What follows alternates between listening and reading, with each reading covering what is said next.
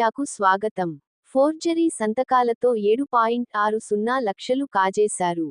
పశ్చిమ గోదావరి జిల్లా పాలకొల్లు ప్రభుత్వ ఆసుపత్రిలో జూనియర్ అసిస్టెంట్ కుంచే మురళి తులసీధర్ పై 409, 420 సెక్షన్లతో కేసులు నమోదు చేశామని పట్టణ సిఐ రజని కుమార్ శనివారం తెలిపారు.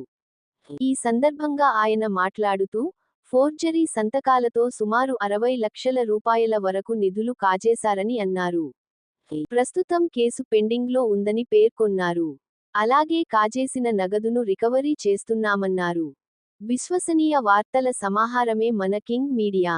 దయవుంచి మన కింగ్ మీడియా ఛానల్ను లైక్ చేయండి, షేర్ చేయండి, సబ్స్క్రైబ్ చేయండి.